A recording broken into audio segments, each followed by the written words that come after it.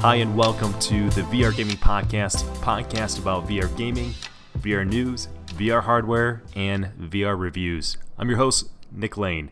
So this is the very first episode, number 1 of the VR Gaming podcast.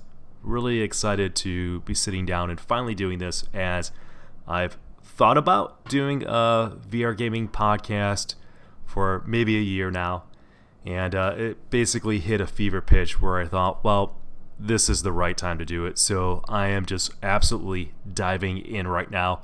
I'm going to tell you this right now. I hope this is the worst episode I ever put out because my goal is to get better all the time with this and put out a quality product. I will say this, that I am not a stranger to podcasting. I actually have a successful pinball podcast, which I've been doing since 2016 with co-host and friend Kevin Manny. That's called Bro, Do You Even Pinball?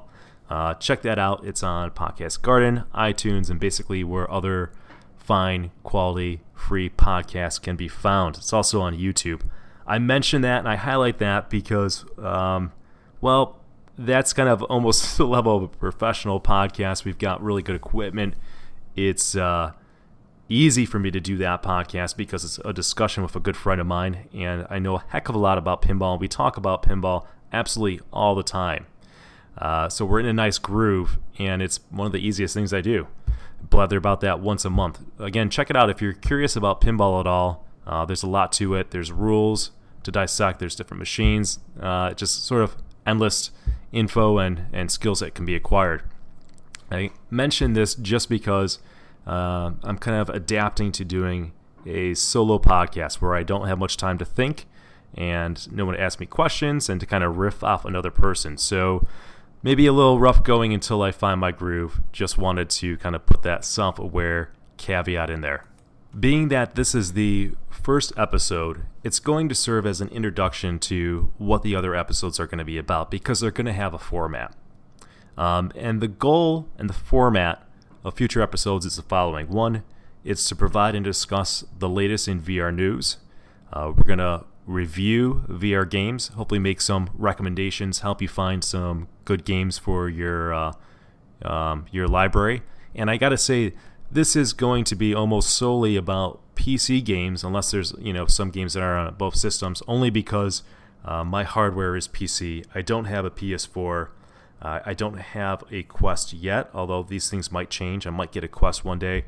PS4 probably not, although all the respect in the world for the fact that PS4 went out and put out a VR for their system, unlike Xbox, which I do own. And believe me, if Xbox had a VR headset, I would have been into VR long ago, so hopefully they change that.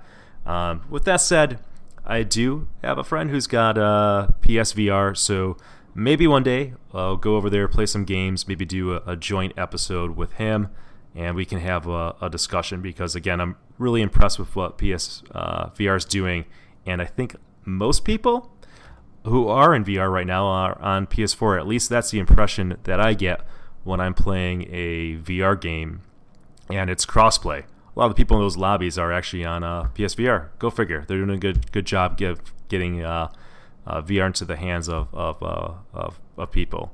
So the other goal, and last but not least, is to connect with the community.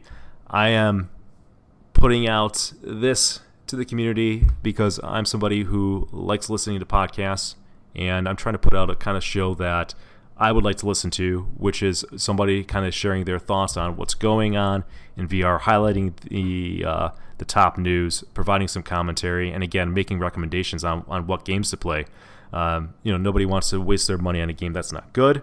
Nobody wants to miss out on a game that might fall below the radar. That's my goal, to be helpful. And in connecting with the community, I've set up a Facebook page. You can search for VR Gaming Podcasts and post episodes there, in addition to the opportunity to cultivate and create some discussion. In addition to that, I would absolutely love to receive some listener questions. So if you want to send me an email to vrgamingpodcast@gmail.com, that'd be great. I'll do my best to answer those in future shows and incorporate that.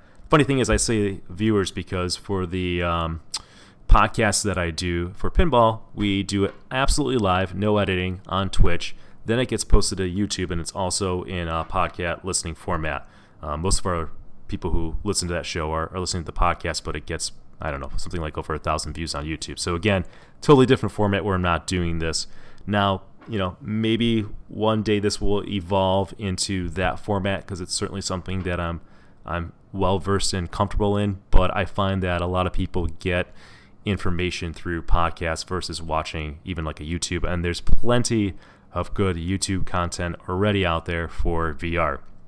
I think the other thing that I want to establish in the show is why am I doing this? Well, I kind of touched upon that point. I want to be helpful. I am super passionate about VR, and when I'm passionate about something, it's in my nature to want to share it with others. As soon as I realized how awesome VR is, I shared it with all my friends and family immediately. That's what I did with pinball as well. As soon as I got into pinball, shared it with all my friends and family.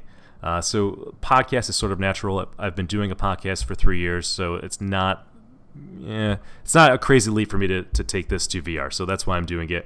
I'm hoping that I can provide content that people enjoy, and again, maybe spark some discussion in VR. We can kind of have a little back and forth.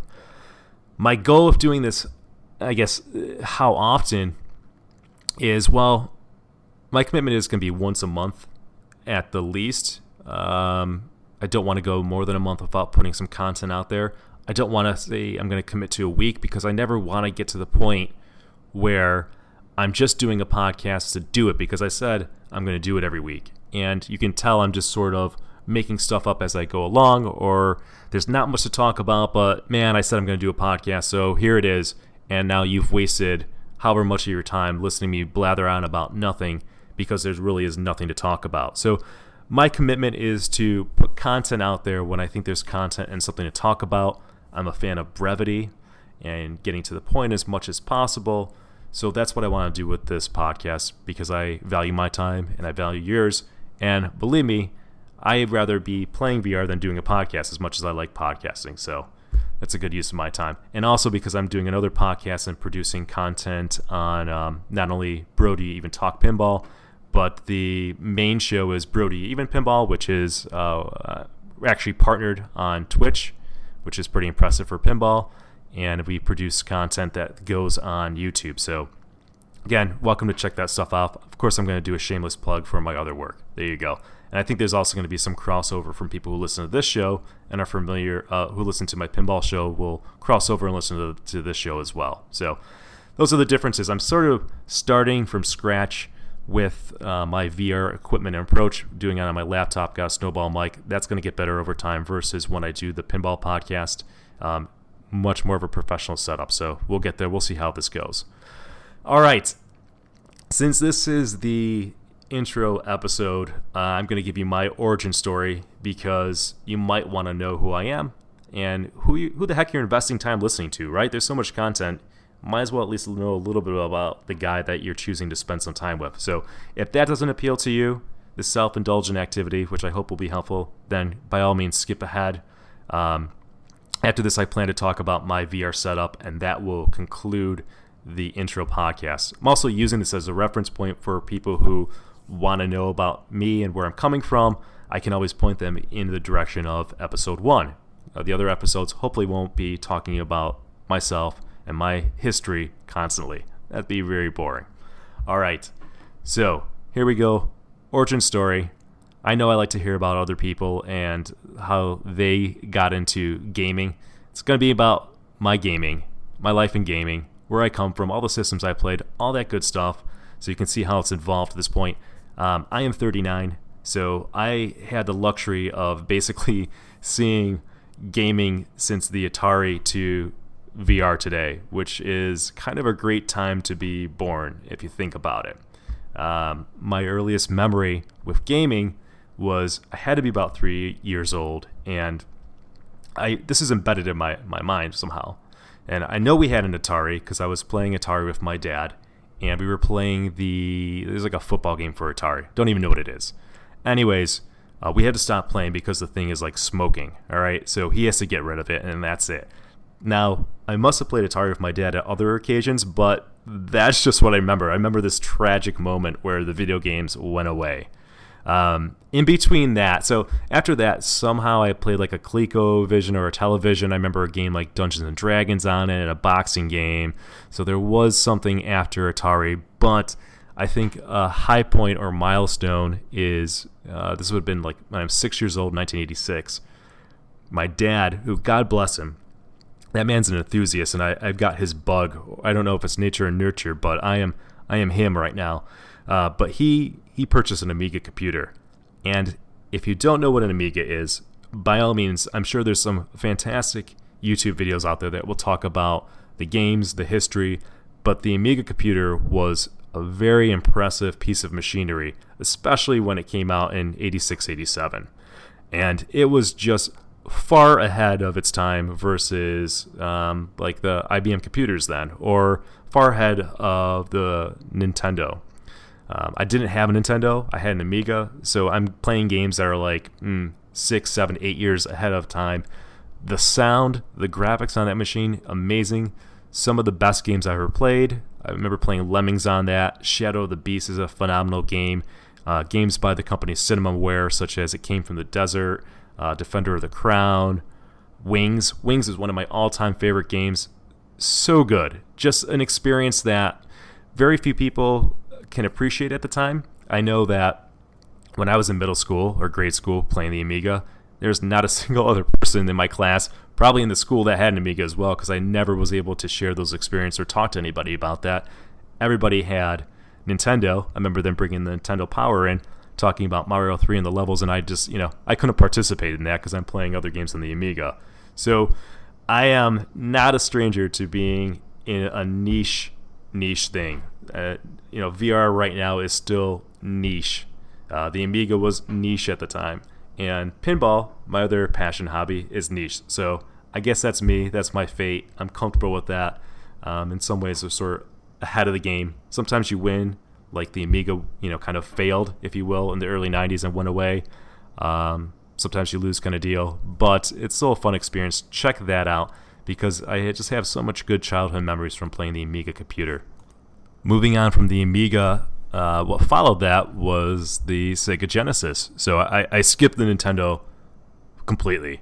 I mean, sure, I had friends that had Nintendo and played some games. I played all the Marios and all that good stuff. I'm not totally foreign to that, but I didn't have it in my home. I don't have some of those retro memories that some people do of that system.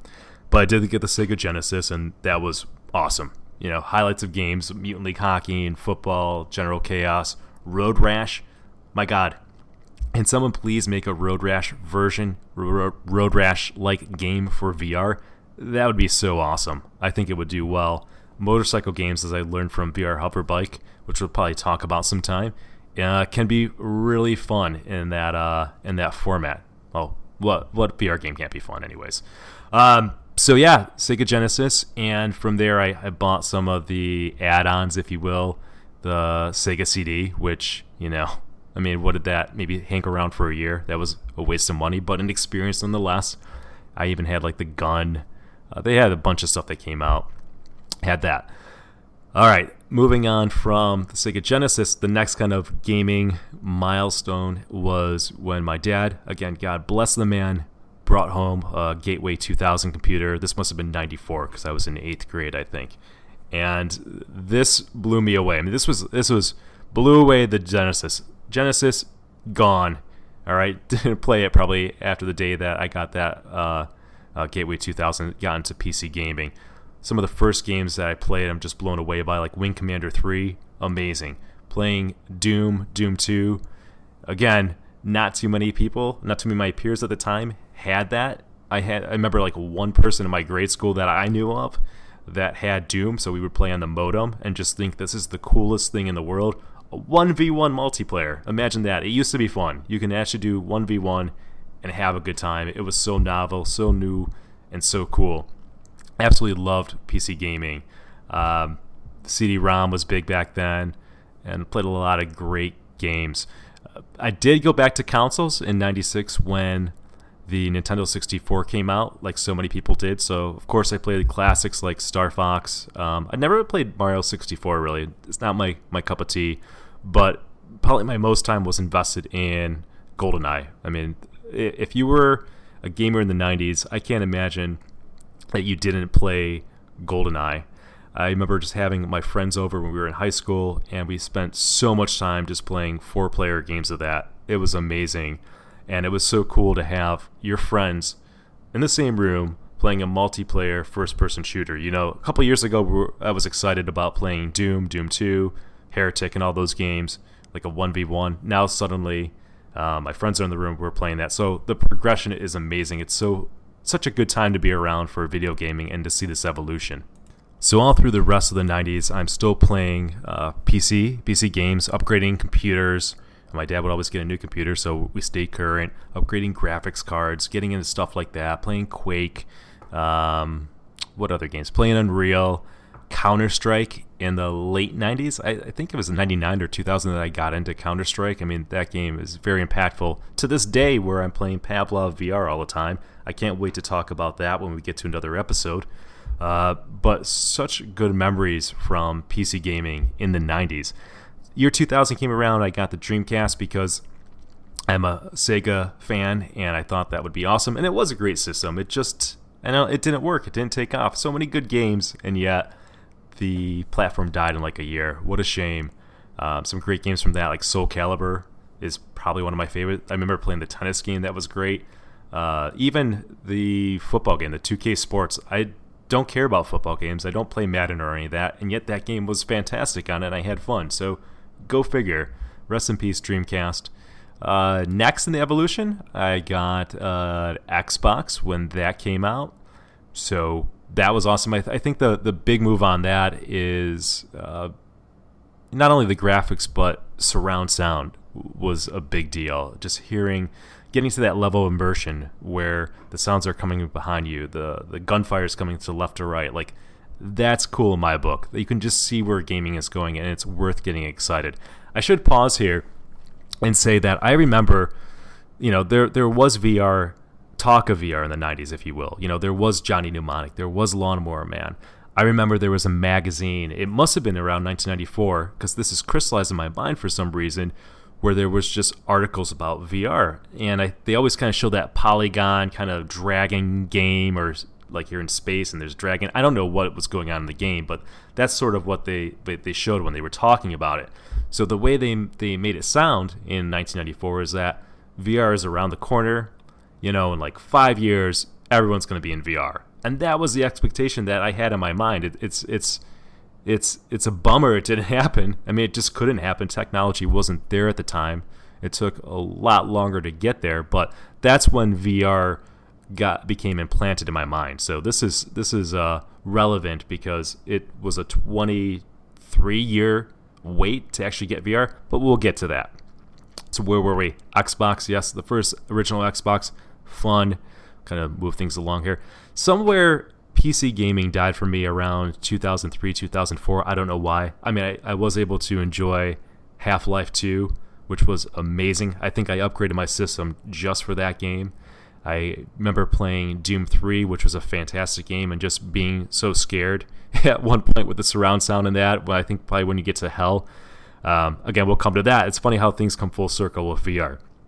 But I don't know. I don't know why. I don't know what happened. I think I just wasn't ready to upgrade the PC. And, well, one thing happened, and that's the Xbox 360 came out in 2006. And with the upgrade to HD graphics and consoles really becoming on par in a way with PC games in terms of multiplayer, which was important to me. Most of my friends had an Xbox versus a PC. So I went to the platform they're on because I love multiplayer and I love connecting with them. So spend more time with that. PC wasn't that important. If I don't have anybody to play with on the PC that is a friend in real life, then I can kind of forget about it. Plus, PC is more expensive, so there wasn't a compelling reason for me to get it. And I could probably say from 2006 to, I don't know, I got the Xbox One in 2013 on day one, so I've been Xbox all the way. never PlayStation, although I did own a PS1 because I won it when I was in high school, but I invested too much time in that. So from 2006 to 2013, getting Xbox One, and then I got into VR in November 2017. So there was that period of time where I'm just playing console gaming. And the interesting thing around that time is that there was a lot of hype and excitement for me around the 360 and moving to high-def graphics. The problem started happening, I would say, in the, 2009, 2010, where it just seemed that on console gaming, and I'm sure this was somewhat on PC as well, but most games were the same. It's like, how many Call of Duties are you going to make? I also played the hockey games for EA, but it's the same game over and over again. I quickly found myself losing interest in gaming because nothing new was coming out that was capturing my attention. At that point, I had been gaming since I was 3 years old, and I'm now 30, in my early 30s, and it just got to the point where, yes, you can make the graphics better, yes, maybe the sound's better, but it's just the same game repackaged. It's the same story. It's the same franchises that are coming out because they're safe and they make money. And the bar's been raised on what you expect for a video game, so you sort of want these AAA titles, but these AAA titles are just putting out more of the same safe bets. And I personally got bored. Maybe the younger generation who doesn't have that catalog of gaming and expects more, or expects maybe, how do I want to say this, maybe this rapid growth, maybe they were okay with that, but it became stale, where the only thing growing was maybe graphics, but nothing else. I was able to see this rapid rise in storyline by, it used to be text, right? When you'd play an old school game, and then it became voice, and then there's like video. All these layers to draw in the immersion. Well, we've got to a point where we had all that, and just repeating the same games. So, thank God for VR. Now, there were inklings of VR. I'm trying to think the first time it registered in my mind that it's being resurrected or somebody's trying to do VR. Maybe 2012. Maybe I saw the thing with Carmack, if that was around the time when he was kind of teasing VR at E3. It might have been that, because I remember 2012, 2013 hearing about Oculus, hearing about the Kickstarter. So in my mind, great. Somebody's working on VR. This is awesome. And my hope at the time, because I'm not a PC gamer, is that Xbox will get VR. It just made sense. I've got an Xbox already. I just need to buy this addition to it. Just a headset. That's it. It's an easy lift. A lot of people have Xboxes, but then my friends can get in. We can play together. This is going to be great. Unfortunately, that never happened. Unfortunately, they teased it with the Xbox One, I think at 1E3, but then they said, look, we're not doing VR for this generation. So that was a huge bummer. And I just wasn't paying attention to PC. It seemed like, in my mind, even though I've been waiting for VR since 1994, which is crazy. I've been waiting for this for more than 20 years. Even though I've been waiting that long, even though it came out in 2016 with the HTC Vive and the Oculus Rift and the PSVR, even though that happened, and you think that I would be in line on day one, I wasn't ready to go out and purchase an expensive PC to run this. I didn't want a PS4 just for that. And I looked at it at the time that, well, this is the first iteration. There's probably not a lot of games. It's really expensive right now, and it should get better. Maybe I'll get the next generation or something like that. It sounds crazy just saying that and thinking about that right now, but I did that. I did that. And the reason why is because I didn't know how good it was. And VR was really good in 2016 when it launched. It really was. There was no reason to wait as a gamer, as an enthusiast.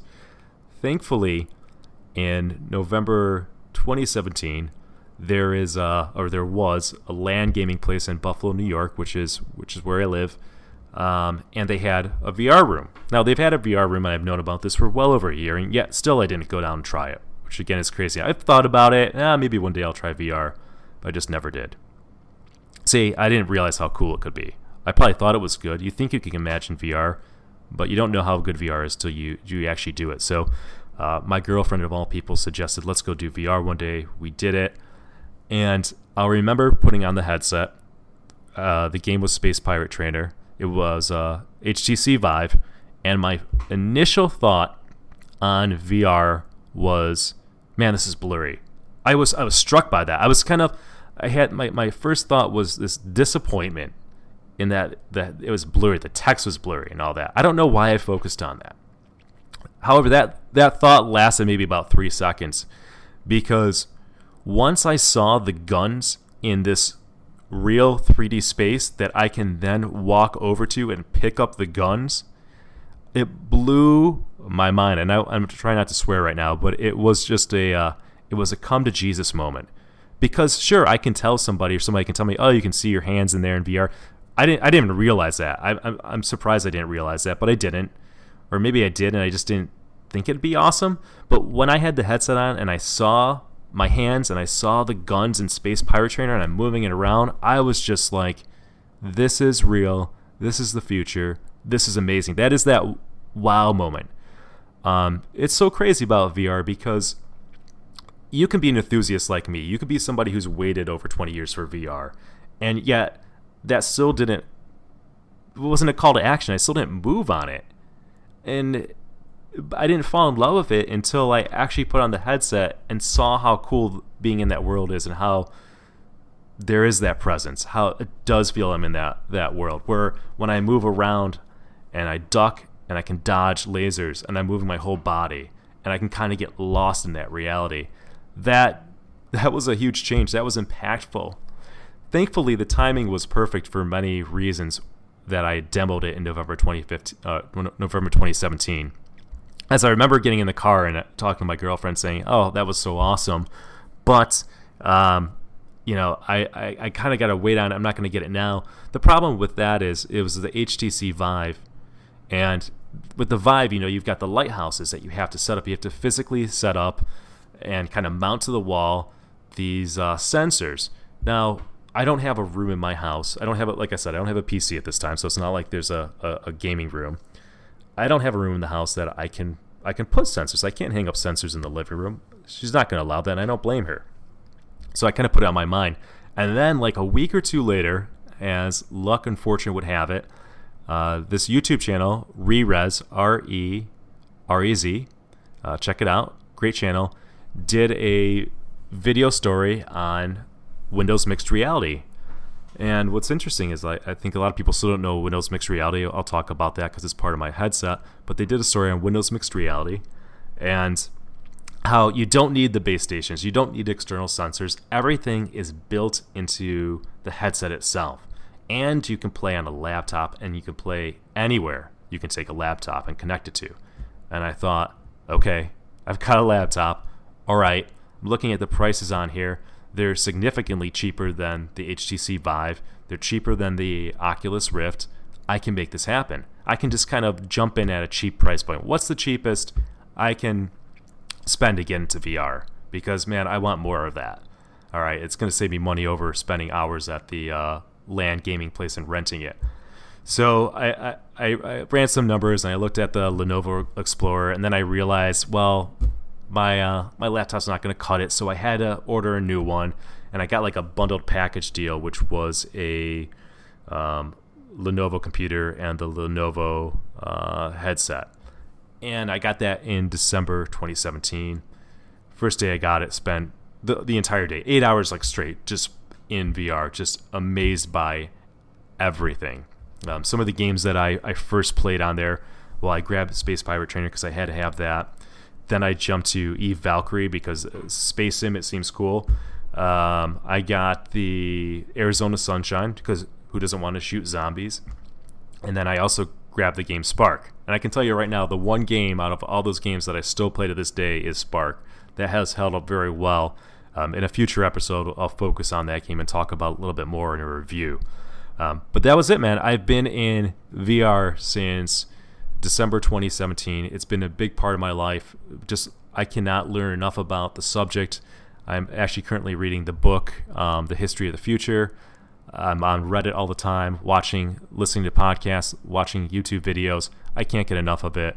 I show anybody that I can VR. It's amazing. So now I just want to transition and talk to you guys a little bit about my setup and Windows Mixed Reality, because most people don't have Windows Mixed Reality. It's actually, the recent Steam survey, I think like 12% have it, which is good. It's been growing, especially considering that Microsoft has not marketed it at all. So Windows Mixed Reality is absolutely, in my opinion, I think it's a terrible name for what it is. It's really VR. It's Microsoft VR. But by calling it Mixed Reality, it leads to confusion amongst people. Now, I get it. Maybe they wanted to avoid the stigma of VR because, VR was all the talk in the 90s, and what happened, right? It just disappeared, hasn't got off the ground. Maybe we'll call it Mixed Reality instead, and that might capture people's attention. I don't know. But all it is VR, and I like what they did at the time because Microsoft created Windows Mixed Reality. They created this VR environment, and they let their partners make and manufacture headsets. So Lenovo has one, Acer, HP, Dell, and Samsung, which right now I currently have the Samsung Odyssey. I got that like 4 months later. I got that in April 2018 because I wanted to upgrade. What's cool about that is that, it's the same platform, but it allows for different headsets. They have a little bit different feel in them. They're all essentially the same with the exception of the Odyssey, which has higher resolution. It's sort of the premier version of Windows Mixed Reality, but there's little variances. So those headsets are pretty affordable. They're cheaper than the Vive. They're cheaper than the Rift. Unfortunately, right now, it seems that the stock is completely gone of almost all these headsets. They've kind of disappeared from stores, from the Microsoft Store, from Amazon. We don't know what's going on there. Speculation is this is just done, or hopefully the more positive way to look at it is that maybe they're coming out with version 2. Because again, this is about a year and a half that it's been out, so it might be due for kind of an upgraded version to be competitive with what else is out there from Valve, Oculus, and HTC. But what has made Windows Mixed Reality unique, at least at the time that I got it, was that it has inside-out tracking. So the cameras are in the headset itself. No hanging up base stations. Portable. It's great. And I gotta say that the tracking is not as good as the Vive. I haven't used the Oculus Rift, so I can't compare that. But it's probably 95% as good. I've spent a few hours with the Vive, and the Vive does lose tracking sometimes in certain situations. So 95% of the time, you're going to have no issues. I'm able to play absolutely every game that I've encountered on Steam. I have over 50 in my catalog without issue. I've not had to return a game because it doesn't work on Windows Mixed Reality. And developers have gotten good at just maybe addressing an incompatibility issues. It also, I really like the controllers on it. Now, I think right now, a lot of people think that the Rift has the best controllers, which is I hope to try it out sometime, which is probably true. They look very comfortable, and then you have the Valve's Index controllers, which just came out, and they're kind of vying for potentially the best. But I got to say, I don't have absolutely any complaints about the controllers on Windows Mixed Reality.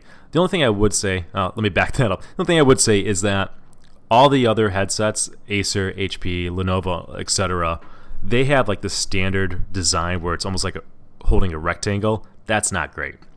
The Samsung Odyssey is more contoured for the user, so it's more comfortable. It's a little more robust. It feels like better quality, and that's what I use on a daily basis for VR. And with that controller, I have no complaints. I look forward to advances in controller technology like the Valve Index controller with finger tracking, things like that, but this definitely gets the job done, and I don't feel like I'm lacking. It has both a trackpad on it, and it has a thumbstick. I always will use the thumbstick when I have the option. I don't like the trackpad on the Vive or on Windows Mixed Reality. It was nice of them to include that, but they probably could have just left that off like Oculus does on their controllers. The resolution of my Odyssey, which there's actually an Odyssey Plus. I don't have that version. I have what's commonly referred online as the OG Odyssey. The resolution on the Odyssey is on par with the Vive Pro, so it's a good resolution. It's an OLED display. Blacks look great. Pretty much no God rays to speak of. I know the Lenovo Explorer that I had for 4 months prior had some God rays, so I've seen what God rays are, and I know what people are talking about when they have that. It's just a really good headset. It took me a while to get used to. It was a little uncomfortable, maybe for the first month. I have no idea why, but I can wear that thing for hours on end now without feeling any discomfort. One other thing that I really like about the Odyssey is that it has like a fake leather or whatever face pad. So I like to play games, not exclusively, but I do like to play games that require me to move and can also serve as a workout. Like Thrill of the Fight is a great game. You spend 10 minutes in that game, though, you're dripping buckets. And it's great on the OG Odyssey because it's leather, and I just take a disinfectant wipe it right off, and I'm good to go. Whereas the Lenovo Explorer and a lot of other headsets out there have kind of a foam pad or some kind of cloth material, and what it does is absorbs sweat, which is disgusting. Even if you're just the only one using that headset, that's an issue. I mean, you don't want to be taking that thing off all the time and cleaning it and running it under water, putting it through the wash. That's going to deteriorate it. You also, I mean, I don't think you want to leave it on with that sweat there all the time. So it's a weird situation. I'm surprised that VR companies don't maybe ship two options, like a cloth or a foam as well as leather, so you can do active games. But I hope to see that trend in the future, and I hope to see that option because my preference will always be to have the leather headset. I will sacrifice a little of that plush comfort over the fact that it's not disgusting and growing bacteria and all that good stuff, because I can definitely get used to the leather over time. It's not a big deal, and the Odyssey is pretty damn comfortable. I've had it for over a year now. I haven't had any issues with it. Windows Mixed Reality, the kind of the software that integrates with Steam, I can play every Steam game that I've encountered. Windows Mixed Reality seems good about updating, tracking, updating the way it works and addressing any issues. So it's been a fantastic purchase. I think I got it in April 2018 for like $400, and now you can find them on eBay for, I don't know, like $200, maybe 200, 250. It's a great deal. The only issue that I see with it right now is that, well, first of all, if you break your controller, you just can't get controller replacements. You got to buy like a brand new headset, and with headset stock disappearing, well, that could be an issue. Your best bet is probably to go to eBay and buy either controllers separately, which might be harder, or having to buy a whole entire headset. Also, it might be a weird time with Windows Mixed Reality because trying to kind of play the wait and see game or what are they going to do? Are they releasing version 2 of it? Are they just fading away because the stock's disappearing? So who knows? I'm gonna wait until maybe the fall and hope that maybe they announce something in October or November and there's another headset. I know that there's rumors that Samsung has some more headsets. I think it's been pretty much confirmed, but they have more headsets in the works. So hopefully it's a Windows Mixed Reality version 2 because I've been happy with their product and I'd be inclined to pick that up. We'll see. It depends on how things with Valve shake out. Anyways, I'm sort of getting past just talking about my setup. I'm in a weird spot right now where I've had the Odyssey for a while and I see these other headsets coming out like the Rift S, which almost seems like if I were to go that, it seems like it would be a lateral move. The improvements that I can see on that is the Samsung Odyssey Windows Mixed Reality headsets have 2 sensors on the headset, whereas Rift S has 5 inside-out tracking sensors. So the tracking has to be better. My only question, not having used Rift S, is how much better? Because that could motivate me to go to the Rift S if I decide against the Valve Index, which I'm also thinking about that as well. Thankfully, with the Valve Index, it's on back order, so even if I wanted it now, I probably can't get it until September. The good thing about that is that there's been issues and people are figuring that out.